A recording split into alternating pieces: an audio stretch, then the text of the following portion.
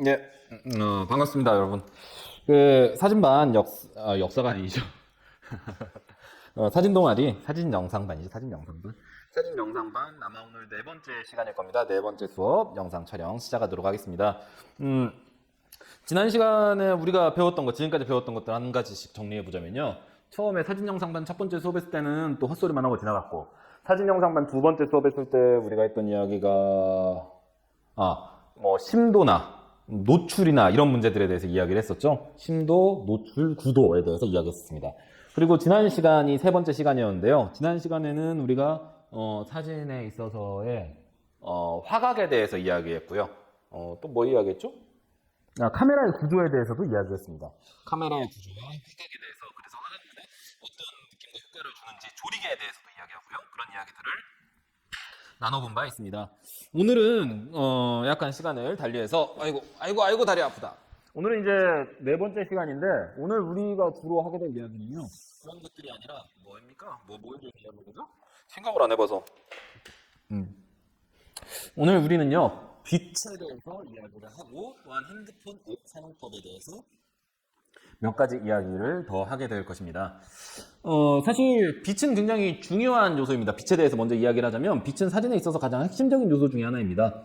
사진 카메라를 만드는 많은 회사들은요, 이 카메라 회사도 그렇습니다. 보면 뭐라고 써있냐면, 초점이 맞을까 모르겠어요. 아사히 OPT라고 써있죠. 이 OPT가 옵티컬이라고 하는 뜻이에요. 옵티컬은 광학입니다. 광학. 우리가 외국 카메라 회사 중에 유명한 카메라 회사, 예를 들어서 니콘 같은 회사도요, 옛날 원래 니콘의 정식 명칭은 니혼 고카쿠, 일본 광학이었습니다. 광학. 사진은 광학적인 기술을 이용해서 이미지를 만들어내는 미디어입니다. 그리고 광학이라고 할 때 그 광자는요, 빛 광자를 사용합니다. 빛을 어떻게 활용할 것인가가 그렇기 때문에 사진을 찍는 과정에서는 가장 핵심적인 요소 중에 하나라고 이야기를 할 수 있죠. 그렇다면 우리가 쉽게 빛 이야기를 하는데, 빛이 하는 역할은 뭘까요? 빛이라고 하는 요소가, 교실 요즘에 먼지가 너무 많아요. 이제 학교 공사 중이거든요. 그래서 빛이 하는 역할은 뭘까요? 우리는 왜 빛을 비추다고 할까요? 빛이라고 하는 거는요, 비추기 위해서 있는 게 빛입니다. 아무런 빛도 없는 상황, 우리는 그런 것을 전문용어? 어둠이라고 하는데, 아무런 빛도 없는 상황, 예를 들어서 이러한 상황 같은 경우에 여러분들은 아무것도 볼 수가 없죠. 빛이 있어야만 여러분이 어떠한 사물이요, 어떤 모양이라고 하더라도 볼 수 있는 겁니다. 보기 위해서 빛이 있는 거예요. 그렇기 때문에 우리가 사진에 있어서의 사진에 있어서의 빛의 역할도 마찬가지로, 기본적으로 이 아무것도 없으면 찍히는 게 아무것도 없기 때문에 어느 정도 빛을 더해줘서 보이게 해주는 게 첫 번째 빛의 역할이라고 이야기할 수 있습니다. 제가 오늘 이제 태양을 가져올 수는 없기 때문에 태양 대신 제가 캠핑 때 쓰는 캠핑등을 좀 가져왔어요. 여러분들한테 빛의 효과를 보여주기 위한 도구입니다. 그래서 얘를 지금 교실을 조금 어둡게 하면 여러분의 빛의 효과를 다이나믹하게 볼 수 있겠네요. 잠시만요. 이 커튼 좀 내리고 불도 다 끕시다. 오늘은 좀 재미나게 놀아봅시다.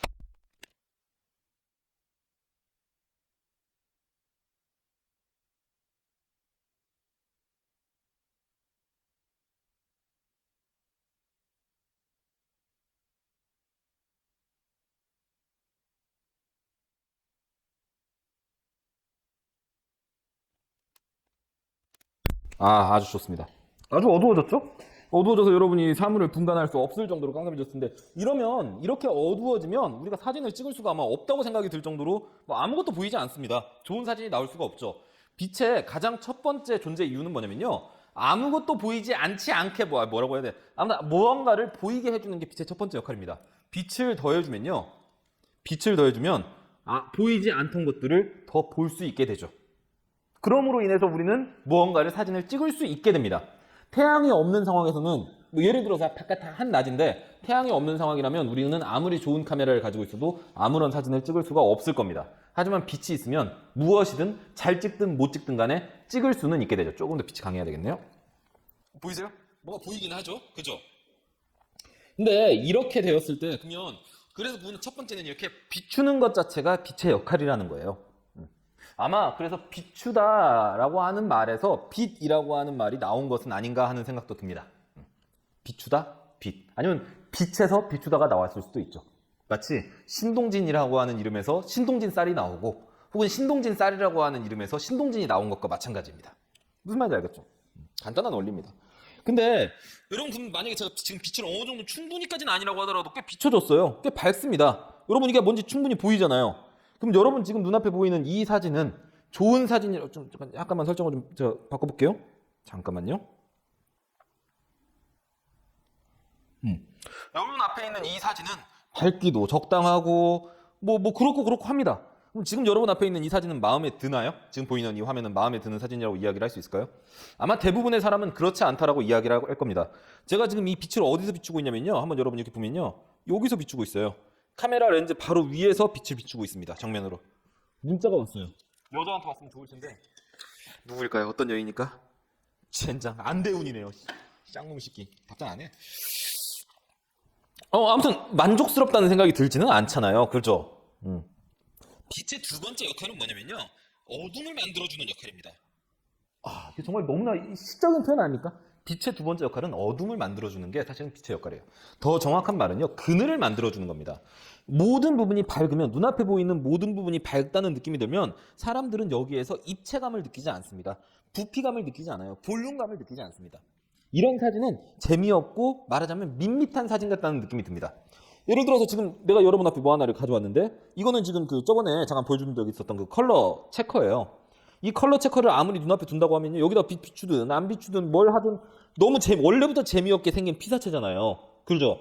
근데 빛을 정면에서만 비추게 되면 마치 이런 피사체를 찍는 것처럼 너무나 재미없는 사진이 찍히게 된다는 거죠. 왜 이런 문제가 왜 발생하냐? 여기도 밝고요. 여기도 밝고요. 빛을 받는 모든 부분이 빛을 다 같이 받아버리기 때문에 그늘이 생기지 않기 때문이에요. 입체감이 사라지고 이 컵이 굉장히 평면적으로 보이게 됩니다. 이 카메라도 마찬가지일 거예요. 그래서 빛을 사용할 때 중요한 거는 첫 번째, 비추도록 해라. 두 번째, 그냥 비추게만 하지 말라는 겁니다. 약간 방향을 바꿔줘야 됩니다. 보여요 지금? 이 다이나믹한 효과? 내가 지금 여기서 이 조명을요. 여기서 이렇게 이동시킬 겁니다. 왼쪽으로 이동시킬 거예요. 그럼에 따라서 어떠한 효과를 가지는지 한번 보죠. 조명은 여기에 있습니다. 우선 이동합니다. 왼쪽으로 이동합니다.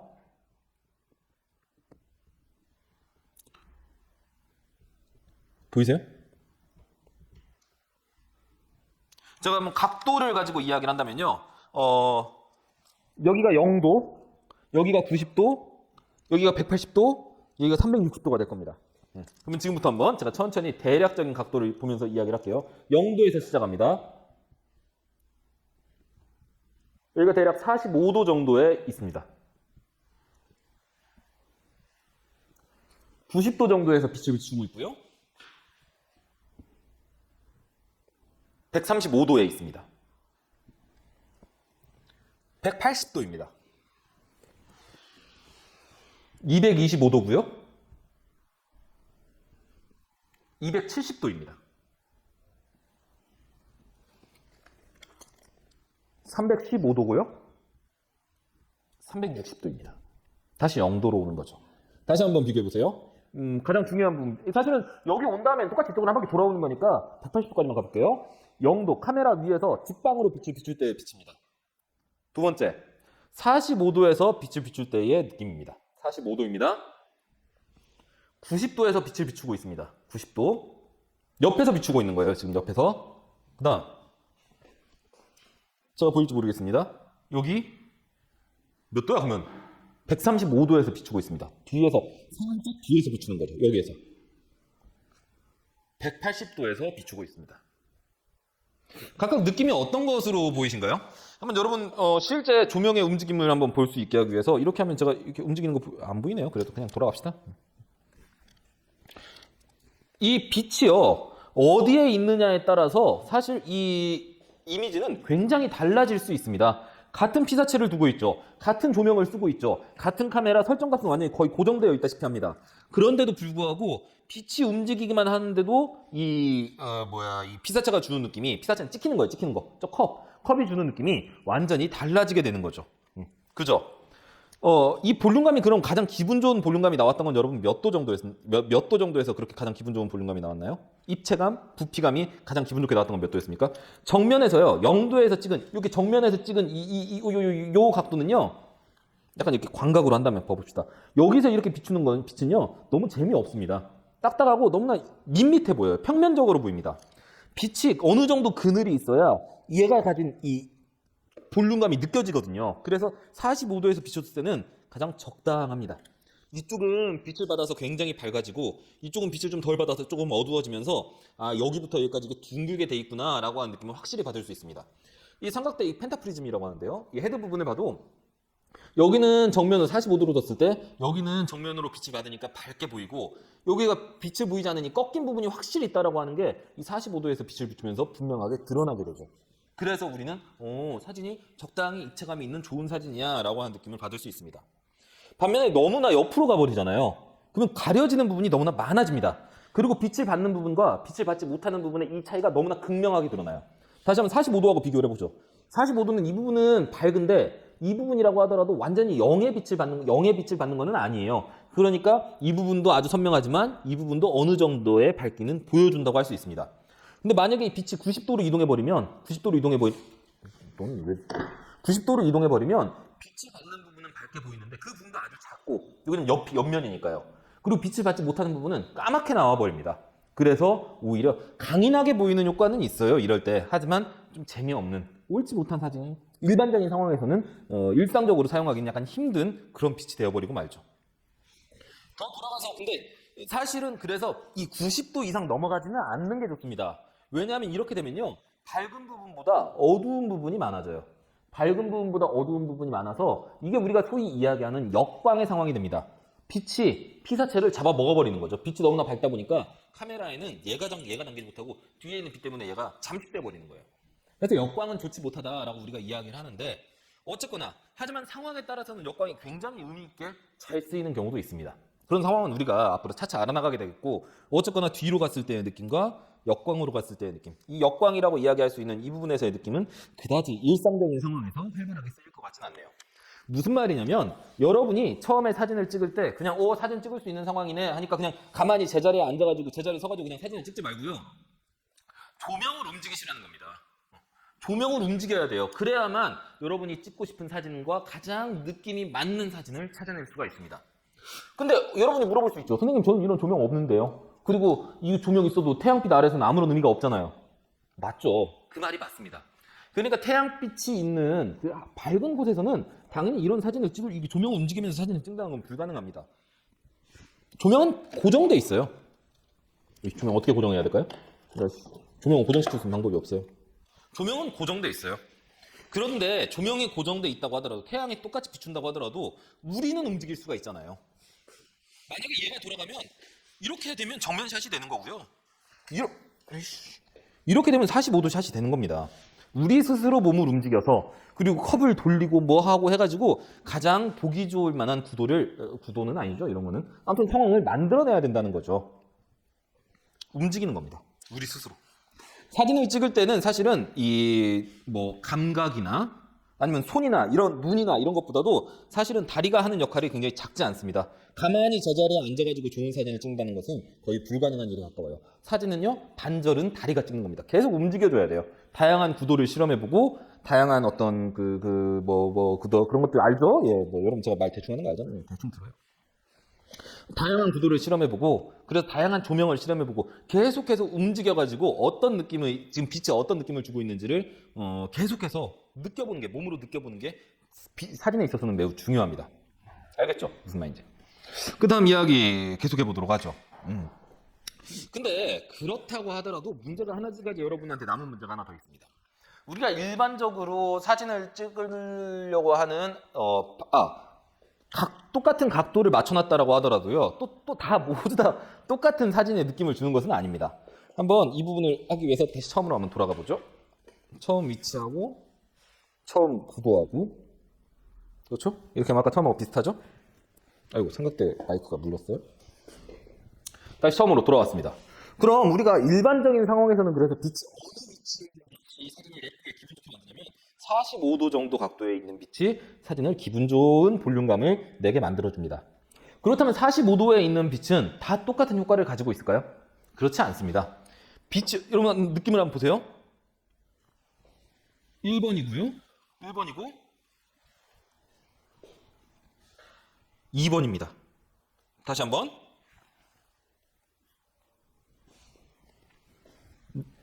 1번이고요. 1번. 2번입니다. 2번? 1번. 2번? 1번. 각도는 동일합니다. 45도 각도에서 똑같이 거리만 움직이고 있어요. 제가 이 거리를 왜 움직였냐면 처음엔 조명을 가까이 댔다가 그러니까 조명을 가까이 댔다가 멀리 댔다가 하는 거죠. 제가 이걸 왜 이 이야기를 하려고 하는 거냐면 거리가 멀고 가까운 것은 제가 지금 빛의 세기를 빛의 강함을 조정하기 위해서 보여주기 위해서 그런 겁니다. 조명이요 너무나 가까이서 강하게 때린다라고 하는 느낌이 있으면 어때요? 지금 이 느낌은? 부드러워 보이나요? 그렇지 않죠. 또 고정으로 시킨다. 밝은 부분이 너무나 밝아져 버려요. 어두운 부분은 별로 어두워지고 싶은 생각이 없는데 밝은 부분이 너무나 밝으니까 이 사진 자체가 밝은 부분하고 어두운 부분이 굉장히 강렬하게 드러나 버리는 사진이 됩니다. 우리는 밝은 부분과 어두운 부분의 차이를 대비라고 부릅니다. 대비. 영어로는 컨트라스트라고 합니다. 밝은 부분과 어두운 부분이 이렇게 선명하게 드러나잖아요. 그럼 이거 사진적으로는 어떤 효과를 주게 되냐면 강인해 보여요. 느낌이 강인해 보여요. 우리가 예를 들어서 뭐 호랑이나 사자 같은 애들, 강인한 동물들을 사진을 찍으려고 한다고 해봅시다. 그렇다면 사실은 이렇게 강렬한 느낌을 줘야 돼요. 밝은 부분을 밝게 만들고 어두운 부분을 확 어둡게 만들어가지고 그 동물이 가지고 있는 강인한 인상을 사람도 마찬가지입니다. 뭐 축구 운동선수들의 모습을 찍는다 하면 이렇게 운동선수들의 뭐 축구하는 모습 같은 걸 찍는다고 한다면 우리가 이렇게 컨트라스트를 강렬하게 줘가지고 강인한 느낌을 주는 것도 좋을 겁니다. 하지만 그와 같은 특수한 상황 이외에 대부분의 상황에서는 이 대비가 너무나 강렬하면요 사람이 조금 억세 보입니다. 사나워 보이고요 억세 보이고 다른 사람들한테 말하자면 기분 좋은 인상을 주지를 못해요. 그래서 어느 정도의 컨트라스트는 반드시 필요하지만 이건 너무 재미없잖아요. 그러니까 어느 정도의 컨트라스트 대비를 만들어줘 주는 것은 좋지만 이 대비가 부드럽게 떨어지게 만드는 것 또한 매우 중요한 문제입니다. 병. 빛이 이렇게 되면 좀 어두워가지고 어둡게 나오긴 할 거예요. 멀리 있다 보니까. 하지만 그렇다고 하더라도 어느 정도의 이 정도면 좀 나오려나요? 다시 한번 1번과 2번. 거리가 조금 멀어짐으로 인해서 빛의 밝기는 조금 어두워집니다. 빛의 밝기는 어두워질 수 있지만 그럼으로 인해서 빛을 받는 부분의 빛 밝기가 조금 덜해지고 어두운 부분이 그래서 이 차이가 컨트라스트의 차이가 조금 덜해지게 됩니다. 특히 인물 사진에서 컨트라스트가 너무나 강하면 강인해 보이고 사나워 보이는데 컨트라스트가 조금 약해지잖아요. 그러니까 아예 없어지는 거 아닙니다. 적당한 컨트라스트를 가지게 되면 그 사람의 얼굴이 가지고 있는 입체감이 살아나면서도 동시에 그 사람의 어떤 표정의 풍부함, 얼굴의 풍부함 같은 것들이 보이게 됩니다. 그래서 이렇게 적당한 빛을 우리가 찾아가는 게 중요해요. 선생님, 근데 또 두 번째 질문. 아니, 사진을 찍을 때 그래요. 우리가 몸을 움직여가지고 빛의 위치를, 빛의 각도를 조절할 수 있다는 건 알겠다 이거야. 태양빛 아래 사진을 찍을 때. 근데 선생님, 이 태양빛은 어떻게 밝기는 조절해요? 그럴 수는 없잖아요. 우리가 태양한테 전화해가지고 조명 좀 낮춰주세요 할 수 있는 것도 아닌데. 여러분 말이 맞습니다. 태양은 우리 마음대로 움직일 수 없기 때문에 빛이 뭐 어떻다고 하더라도 이 컨트라스트를 우리 함부로 조정할 수가 없어요. 체육대회 같이 아주 햇빛이 쨍쨍한 그런 날에는요, 햇빛이 쨍쨍한 그런 오후에 사진을 찍으면 아무리 사진을 잘 찍는 사람이 가서 사진을 찍는다고 하더라도 연예인들 사진을 그런 햇빛 쨍쨍한 곳에서 찍으면 절대 예쁘게 나오지 않습니다. 연예인들은 좀 얼굴이 뽀샤시 하잖아요. 그 뽀샤시한 효과가 완전히 사라져버려요. 그러면 어떻게 하면 조금 낫냐? 첫 번째, 만약에 사람의 얼굴을 어느 정도의 부드러운 느낌이 주는 기분 좋은 사진으로 만들고 싶다면 햇빛이 너무 쨍쨍한 날에 그 햇빛을 직방으로 맞는 상황은 피해야 됩니다. 햇빛을 직방으로 맞으면 이렇게 컨트라스트가 강해져 버리니까요. 그럼 그렇지 않은 상황은 어떤 상황이 있을까요? 햇빛이 쨍쨍한 날을 피하면 되겠죠? 구름이 조금 있는 날이 인물 사진은 훨씬 더 부드럽게 잘 찍힙니다. 구름이 있는 날이 조금 더 낫다. 두 번째, 구름이 없는 날에 사진을 찍어야 되는데 사진을 찍으러 나갔는데 구름이 너무나 없어. 그래서 어떻게 햇빛을 피할 수가 햇빛이 있어. 햇빛을 가릴 수 있는 방법이 없어. 그렇다면 햇빛을 가리는 방법을 찾으면 되죠. 나무 그늘 아래로 들어가서 사진을 찍는다거나 아니면 최대한 햇빛을 덜 받을 수 있는 방향으로 가서 사진을 찍는 게 중요합니다. 게다가 특히 햇빛이 강하면 어떤 문제도 발생하냐면 여러분들 사진을 찍으면서 많이 봤겠지만 햇빛을 정면으로 이렇게 보게 되잖아요. 그럼 눈이 부셔가지고 사람들이 눈을 이렇게 실눈 뜨게 돼요. 그래서 사실 사람이 못생겨 보입니다. 그래서 조심하셔야 될 부분들이 그런 부분이 있습니다. 그래서 그런 부분을 항상 생각하면서 사진을 찍어야 됩니다. 실제로 만약에 인물 사진을 찍을 때 대비가 너무나 강렬하게 되면 어떠한 문제가 일어나는지를 한번 우리가 예제를 통해서 한번 보도록 하죠. 자, 여러분을 위해서 사진을 한 장 가져왔습니다. 이건 지금 사진 한 장이지만 이 사진의 인물 사진이지만 이 사진에서 우리가 인위적으로 한번 느낌을 만들어 보겠습니다. 잠시만요. 여러분 많이 보는데 아이패드죠? 어디 한번 보자. 이 인물은요, 역사의 길이 남을 위인 중에 한 명입니다. 정우정이라고요. 제 고등학교 때 친구예요. 지금 호주가 있는데 아는 사람은 다 알 거예요. 굉장히 절친한 친구죠. 이 친구랑 저랑 같이 여행을 갔다가 내가 남자랑 여행 갔다고 하니까 뭐 게이냐 막 얘기하는 친구들이 있어요. 저는 게이는 아니고요. 뭐 게이라고 해서 죽을 죄를 지었다고 생각하는 건 절대 아닙니다만 저는 게이는 아니고요, 당연히. 이 우정이라고 하는 아무튼 제 고등학교 때 친구입니다. 이렇게 탈모았네. 머리가 넓어지는데요. 아무튼 여기 순천만에서 같이 찍은 사진이에요. 근데 이 친구의 사진이 지금 뭐 적당한 사진이죠. 뭐 느낌도 좋고요. 괜찮은 것 같습니다. 근데 이 친구의 사진을 한번 우리가 대비를 올려서 강렬한 햇빛 아래에서 사진을 찍는 것처럼 대비가 올라가면 어떤 느낌으로 변하게 되냐면요. 한번 얼굴 부분만 한번 보죠. 대비가 올라갑니다. 왜 안 올라가는 거죠? 잠깐만. 야. 보이죠? 이 기본판입니다. 기본판. 여기 대비가 올라갑니다. 이제부터. 대비가 올라갔습니다. 강인해 보이죠? 근데 사진 예뻐 보이는데요?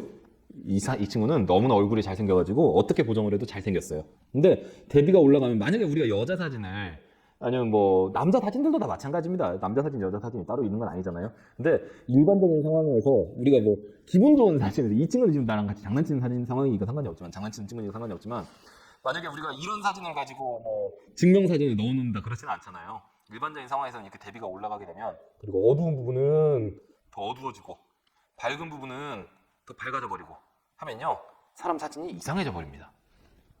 보세요. 전, 후 이상하죠. 그래서 적당한 수준의 대비를 갖춰주는 것이 이 사진에 있어서는 굉장히 인물 사진에 있어서는 매우 중요합니다. 그렇다고 대비가 너무 없어서는 또 재미없는 사진이 돼버리니까 적당히 태양의 위치를 정해가지고 태양과 조명의 위치를 정해서 적당한 느낌을 주고 그 다음에 빛의 밝기를 적당히 활용을 해서 그 느낌을 정돈해줄 필요가 있습니다. 그래야만 느낌이 좋으면서도 풍부한 표정을 가진 기분 좋은 인물 사진을 만들어낼 수가 있죠. 시간이 얼마나 지났죠? 20분 정도가 조금 넘은 것 같네요. 20분. 아니네요. 28분이 지났네. 28분이 지난 관계로 조명에 대해서 우선 이 정도로 한번 이야기를 해보고요. 알았죠? 각도를 잘 찾아라. 그리고 세기도 잘 맞춰라. 하는 게 조명의 기본입니다. 그럼 여기까지 이야기하고 잠깐만 쉬었다가 우리 한번 핸드폰 앱 활용 방안에 대해서 이야기를 해보도록 하겠습니다. 내 친구 우정이 뭐 하나 모르겠네요. 일단 전화 한번 같이 해볼까요? 예, 잠깐 쉬었으니까 이어서 이야기를 해보도록 하죠. 그 다음으로 오늘 두 번째로 제가 이야기를 하고 싶은 것은 우선 여러분이 지금 등교 계약이 장기화되고 있잖아요.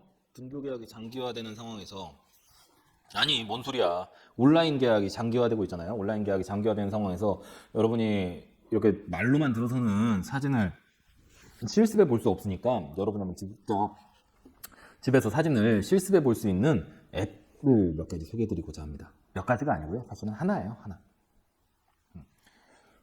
제 핸드폰입니다. 한번 볼까요? 이 핸드폰에 안드로이드를 사용하는 사람도 있을 거고 아이폰을 사용하는 사람들도 있을 겁니다. 근데 안드로이드 폰이든 아이폰 앱이든 기본적으로 그 기본 사진 앱은요 한계가 굉장히 많아요. 부족한 앱입니다. 사실은 그냥 이런 앱은요 할 수 있는 게 조절할 수 있는 게 저기서 뭐가 있나요? 많지 않아요. 어둡게 밝게는 사실 가능합니다. 근데 그거 말고는 그냥 찍는 겁니다. 좋은 사진을 찍을 수가 없어요. 이래서는 여러분이 물론 핸드폰 카메라라고 하는 게 여러분이 집에서 이제 활용하시기에 뭐 충분한 성능 한번 이렇게 이거 녹화 떠가지고 한번 화면에 띄워보죠. 핸드폰 카메라라고 하는 게 여러분이 아주 좋은 사진을 찍는 것은 힘들다는 거 여러분도 알고 계실 겁니다. 근데 하지만 적당한 앱을 적당히 잘 활용하다 보면 적당히 좋은 사진을 적당히 찍어낼 수가 있을 거예요. 그러니까 제가 한번 이렇게 기본 앱도 물론 훌륭하지만 그래도 우리의 사진을 조금 더 고급지게 만들어주고 우리가 찍고 싶은 우리의 의도를 조금 더 사진에 담아낼 수 있는 앱이 뭐가 있는지 하나만 제가 한번 소개시켜드리고자 합니다. 제가 오늘 소개시켜드릴 앱은요, 라이트룸이라고 하는 앱입니다. 라이트룸. 영어로 써야 되나 뭐 한글로 써야 되는지는 모르겠어요. 근데 그냥 라이트룸이라고 하는 앱이 있습니다. 라이트룸. 어도비라고 하는 회사에서 만드는데요. 포토샵을 만들고 일러스트레이터를 만드는 이 그래픽 관련해서는 가장 최고의 회사 중에 하나라고 이야기할 수 있습니다. 근데 저는요, 짜증나서 안 써요. 값이 너무 비싸거든요. 하지만 이 라이트룸은 핸드폰용 라이트룸은 기본적으로 공짜입니다. 추가 기능을 구매하지 않으면 공짜예요. 그래서 이 라이트룸이라고 하는 앱을요, 여러분이 설치해 주셨으면 좋겠어요. 앞으로는 제가 설명을 드릴 때 이 라이트룸에 기반해서 설명을 드리도록 할 거거든요. 사실 다양한 앱들이 더 나와 있어요. 뭐 디스크도 있고요. 잘 몰라요, 저는. 근데 다양한 앱들이 나와 있는데 그 앱들을 불 꺼졌잖아. 야, 야야. 그 다양한 앱들은요, 유료 앱이 너무 많습니다. 근데 이 라이트룸은요, 무료예요. 무료로 사용할 수 있습니다. 그게 가장 큰 장점인 것 같아요. 그래서 라이트룸을 설치를 한 다음에 라이트룸에 아마 처음에 들어가 보면 라이트룸 제가 이제 켜면요, 이건 아까 제가 사실은 이게 로그인을 한 적이 있으니까 여러분한테는 아마 다르게 나올 텐데 아마 뭐 아이디를 만드십시오. 어떻게 로그인할까요? 막 이런 거 나올 겁니다. 라이트룸을 내가 결제한다라고 하기 전에는 어차피 공짜예요. 그러니까 대신 아이디 하나는 만드셔야 됩니다. 아이디 만드는 법은 여러분 다 아시잖아요. 아이디를 하나 만들어서 라이트룸 사용을 시작하시면 됩니다. 그렇게 해서 들어가면 아마 이런 화면까지 나오게 될 겁니다. 그러면 이 화면에서 우리가 예전에 찍었던 사진을 보정하려면 이 왼쪽에 있는 액자 모양 있죠. 액자 모양을 누르면 여러분이 예전에 찍었던 사진을 보정할 수가 있고, 지금 보이죠? 보정할 수가 있고, 오른쪽에 있는 카메라 모양 있잖아요. 카메라 모양을 선택하면 우리가 사진을 찍을 수 있는 모드가 나옵니다. 특히 이 라이트룸이 좋은 거는요, 다양한 수동 기능을 제공한다는 거예요. 자동 기능도 제공합니다. 그냥 자동에다가 놓고 사진을 찍으면 우리가 그냥 일반 핸드폰 사진 앱에서 찍는 것과 같은 똑같은 사진이 찍힙니다. 하지만 만약에 우리가 여기 보이죠? 자동 옆에 있는 요거를 누르고 전문가 모드를 선택한다면 어떻게 될까요? 그러면 아래에서 우리가 선택할 수 있는 몇 가지 모드가 추가적으로 나옵니다. 하나 더 중요한 게 있지만 그건 이따가 말씀드릴게요. 그래서 맨 왼쪽에 여기 보면 EXP, 저번에 짧게 이야기한 적 있죠. EXP라고 하는 거는 익스포저를 얘기합니다. 익스포저, 바로 노출입니다. 노출. 빛을 얼마나 많이 받아들일 것이냐, 조금 받아들일 것이냐, 밝게 찍을 것이냐, 어둡게 찍을 것이냐를 우리가 결정할 수 있습니다. 선생님 중간에 놓고 찍으면 되는 거 아니에요? 그렇지 않습니다. 우리에게 똑같은 피사체라고 하더라도, 이거 옛날에 우리 반 친구가 나한테 줬던 선물이에요. 똑같은 피사체를 놓고 찍는다고 하더라도 이 사진을요, 밝게 찍느냐 어둡게 찍느냐에 따라서 사실은 느낌이 꽤 달라지거든요. 여러분들 지금 보이시죠? 이 노출을 보정하는 겁니다. 그래서 여러분이 느낌을 만들어내는 거죠. 실제로 보는 것보다 더 어둡게 찍고 싶다. 난 이게 더 나은 것 같은데요. 이거보다 이게 좀 더 강렬해 보이고 적당해 보이지 않아요? 이 카메라 좀 바꿔볼까? 내 영원한 친구인 맘마 유토입니다. 이걸 위해서 익스포저를 여러분이 조절할 수 있다는 겁니다. 노출을 여러분이 조절할 수가 있습니다. 알겠죠? 두 번째, SEC라고 되어 있는 거는요, 이거는 셔터 스피드를 말합니다. 셔터 스피드. 셔터 속도는요, 지금 위에 보이죠? 셔터 속도 2분의 1 셔터 스피드입니다. 이렇게 보면 선생님 이거 뭐예요? 라고 할 수 있지만 이 셔터 스피드를 느리게 했을 때 제가 어떤 효과와 어떤 느낌을 주는지 제가 좀 얘기했잖아요. 셔터 스피드가 빠르면 선명하게 찍힐 수는 있습니다. 초점 맞아. 셔터 스피드가 빠르면 선명하게 찍힌다는 느낌은 줄 수 있어요, 물론. 하지만 이런 거죠. 빠르게 찍히니까 손이 흔들리지 않을 수 있는 것은 맞아요. 하지만 이런 사진만이 좋은 사진이라고 할 수는 없다고요. 이 셔터 스피드를 적당히 우리가 조절해서 쓰면 이 움직임을 표현할 수가 있습니다. 영화 같은 데 보면 막 이런 화면 막 나오고 하잖아요. 그죠? 이런 화면을 표현해낼 수 있는 게 이 셔터 스피드를 조정하면 됩니다. 하지만 여러분이 조정하고 싶지 않다. 적당히 찍히고 그냥 적당히 찍혔으면 좋겠다. 자동에 놓으셔도 되고요. 그 다음은 ISO인데, ISO는 여러분들이 가장 건드리는 필요가 없는 부분입니다. 이 센서가 직접 얼마나 민감하게 받아들일 것이냐, 둔감하게 받아들일 것이냐가 이 ISO에서 조정하는 겁니다. 하지만 여러분이 일반적인 상황에서 우리가 건드릴 필요는 없습니다. ISO는 자동적으로 최대한 낮게 설정합니다. 낮게 설정되어 있습니다. 그러니까. 그리고 낮을수록 기본적으로 더 선명하고 좋은 사진을 뽑아내요. 그러니까 ISO는 웬만하면 그냥 놔둔다고 생각하셔도 좋습니다. 가장 여러분이 흥미롭게 봐야 될 부분은요. 바로 이 WB. 이 화이트 밸런스입니다. 세상에 있는 빛은요. 다 똑같은 색깔을 가지고 있지는 않아요. 여러분도 한번 우리가 생각을 해보세요. 이 빛은 지금 여러분 색깔이 어떤 느낌인 것 같아요? 굉장히 누런 색깔 빛을 내죠. 누런 색깔 빛을 내는 이온 조명도 있고요. 반면에 우리가 형광등을 보면요. 이렇게 하면 형광등 볼 수 있어요. 이 형광등 보이나요? 형광등을 보면 굉장히 하얀 색깔 빛을 냅니다.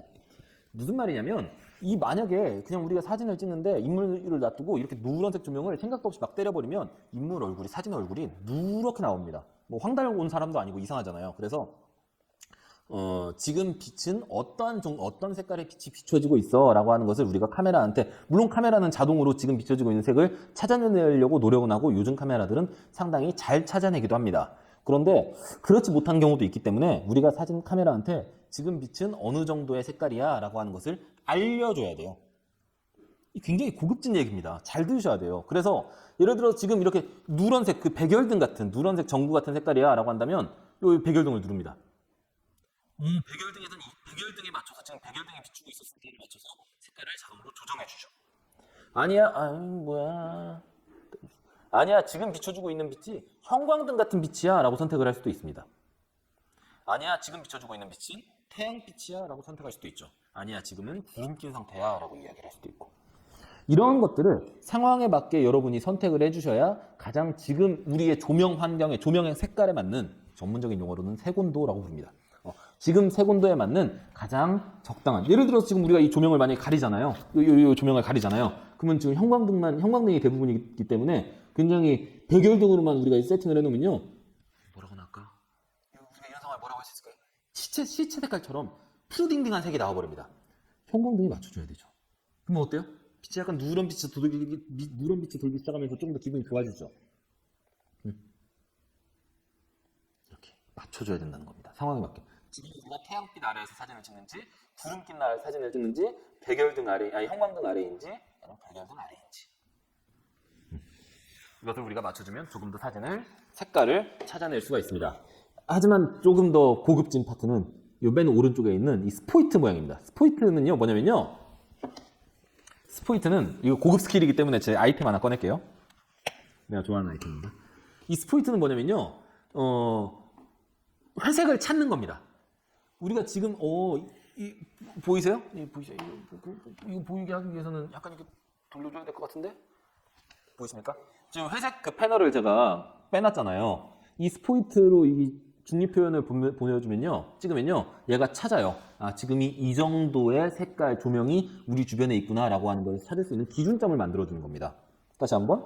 그래서 만약에 스포이트를 찍어놓고 우리가 중립적인 회색을 찍지 않고 만약에 이렇게 이런 색깔로 이렇게 우리가 사진을 찍잖아요. 표현을 찾아주면 색깔이 이상하게 나옵니다. 이상하게 별로 나오지 않나요? 좀 더 극단적인 색깔을 한번 가져와 봐야 되겠네요. 이게 극단적이죠?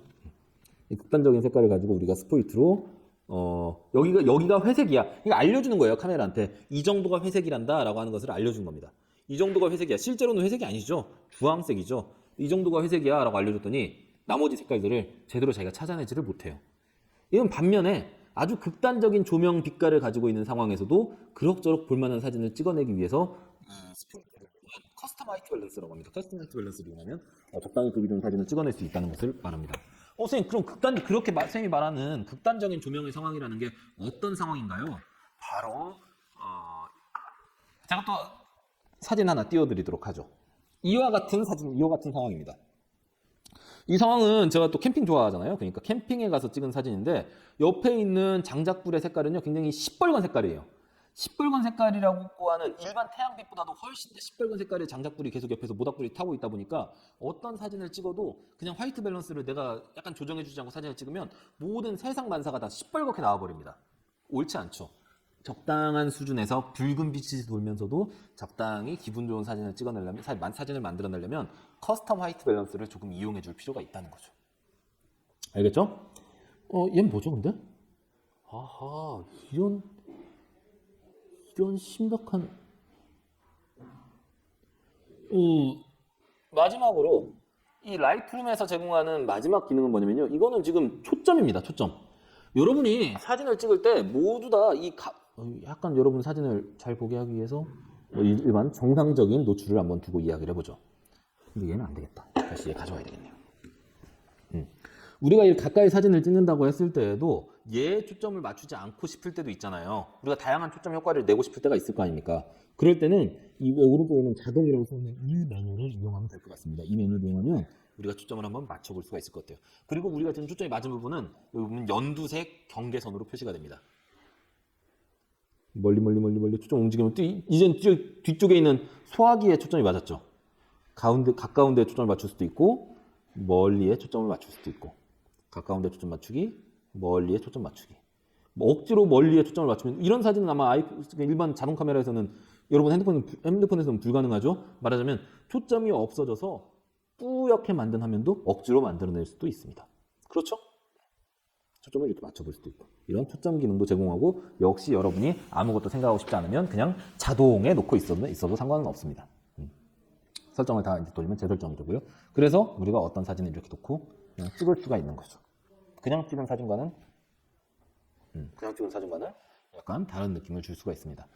그러면 이 사진을 그냥 찍은 사진을 위에 보면 근데 DNG라고 써 있죠. DNG라고 써 있죠. DNG라고 써 있는 거는 이 사진을 어떠한 포맷이라고 하는 말이 여러분한테 좀 어려울 텐데 그냥 쉽게 이야기하면 어느 정도 화질로 찍을 것인가를 이 DNG가 지금 우리가 선택할 수가 있습니다. JPG는 우리가 일반적으로 사용하는 화질입니다. 충분히 좋은 사진이고 일상적으로는 아무런 사진을 우리가 활용하는데 아무런 문제가 없는 화질이 JPG예요. 하지만 우리 이해하지 못. 시리야 넌 조용히 하고. 근데 JPG로 사진을 찍었을 때 단점은 뭐가 있냐면 이 사진을 찍어서 우리가 이 사진을 조금 보정하려고 나중에 이 사진을 내가 원하는 색감으로 아니면 내가 원하는 밝기로 보정을 한다고 하면 보정의 관용도가 좀 낮습니다. 조금 덜 우리가 뽀샵질을 할 수 있다는 거예요. 반면에 우리가 DNG로 찍으면요. DNG는 화질이 조금 더 색이 풍부하게 담겨요. 그래서 뽀샵질을 조금 더 많이 할 수 있어요. 반면에 핸드폰 안에 저장 공간도 조금 많이 잡아먹는다는 문제는 있습니다. 저라면 무조건 DNG로 찍습니다. 제가 지금 여러분 이 사진을 찍고 있는 이 영상을 찍고 있는 이 카메라에서는요. 그래서 최대 화질로 찍기 때문에 사진 한 장에 80메가 정도의 사진이 찍힙니다. 한 장에 80메가예요. 10장 찍으면 800메가. 그러니까 10장 찍으면 1기가씩 차는 겁니다. 그런데도 그냥 씁니다. 그렇게 사진을 찍어야 나중에 만족스럽거든요. 하지만 여러분이 어느 정도 어떤 화질로 사진을 찍는가는 여러분 자유입니다. 하지만 저는요. 되도록이면 DNG로 찍어놓고 차라리 마음에 안 드는 사진을 지우는 수고를 들이더라도 DNG로 찍을 것을 여러분들한테 한번 추천드리고 싶습니다. 그래서 이렇게 라이트룸을 이용하면 아래에 있는 다양한 기능을 이용해서 우리가 사진을 찍을 수가 있습니다. 제가 예를 들어서 이런 것도 있죠. 제가 여러분 저번에 그 자동차가 이렇게 그 라이트 궤적을 보여주는 그 사진을 찍어서 여러분 사진에서 수업에서 보여준 적이 있잖아요. 그 사진 역시도 가능합니다. 이거를요.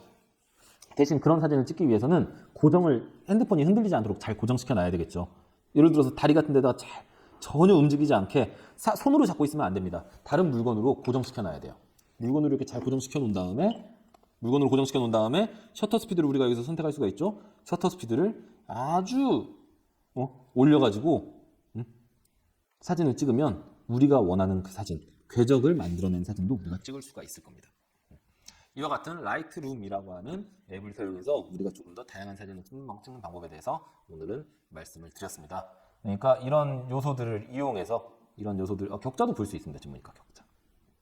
그러면 우리가 구도 잡기가 좀 편해지겠죠? 이런 요소들을 이용해서 우리가 다음에 실제 사진을 한번 어떻게 찍을 수 있을 것인가에 대해서 다음 시간에도 한번 더 이야기를 해보도록 하겠습니다. 시간이 5시 반이 다 됐네요. 지치네요. 근데 아직 역사 수업도 찍어야 되는데. 아무튼 오늘은 핸드폰 앱 사용 방법과 조명에 대해서 이야기를 했습니다. 사진에 대해서 제가 한 가지 말씀을 드리자면 학생들은 저한테 사진을 잘 찍는다고 이야기하는 경우가 있어요. 하지만 저는 개인적으로 사진을 그렇게 잘 찍는다고 생각하지는 않습니다. 저는 감각이 없어요. 미적 감각이 없고 그냥 기술만 있는 겁니다. 이런 사람들이 찍은 사진은 재미가 없죠. 다만 그럼에도 감각이 없는 사람이라고 하더라도 끊임없이 많이 찍어보다 보면 저만큼은 찍을 수 있습니다. 최소한 저만큼은 찍을 수 있습니다. 사진을요, 어차피 사진반에 들어오기로 했으니까 핸드폰으로 사진 찍는다고 돈 나가는 거 아니잖아요. 작은 것들도 가까이에서도 찍어보고 멀리에서도 찍어보고 뭐 이렇게 저렇게 다양한 방법을 이용해서 사진을 찍으면서 우리가 실험해보고 많이 찍어보는 게 무조건 중요합니다. 다음 수업 때까지 집에 물론 멀리 나가지는 못하겠지만 부광천 같은 데만 나가도 정말 얼마나 좋습니까? 돌아다니면서 다양한 사진, 그리고 뭐 잠자고 있는 내 여동생의 못난 얼굴 막 이런 것들 있잖아요. 그런 거라도 많이 찍으면서. 동진이가 여동생이 있던가요? 동진이 내 친구인데? 아무튼 이런 사진들을 많이 찍으면서 우리의 이 사진 기술을 조금씩 한번 늘려나가는 게 어떨까 싶습니다. 아무튼 인천이래. 이태원발 코로나가 갈수록 다시 막 확산되고 있습니다. 여러분도 건강 각별히 조심하시고요. 일주일 동안 잘 쉬시고 사진도 많이 찍어보신 다음에 일주일 뒤에 다시 한번 우리 사진반으로 만나보도록 하죠. 우선 오늘 수업은 여기까지 마치도록 하겠습니다. 혹시 질문 있으면 언제든지 저한테 연락 주시면 제가 답변 드리도록 하죠. 오늘은 여기까지 마치도록 하겠습니다. 오늘도 피곤해서 어저께 저녁에도 놀다가 새벽 3시에 잤어요. 그래서 피곤하니까 혀가 막 꼬이고 그렇네요. 말도 횡설수설하고 여러분 많은 이해를 해주시기 바랍니다. 오늘 수업 여기서 마치겠습니다. 수고 많으셨고요. 감사합니다. 주말 잘 보내십시오.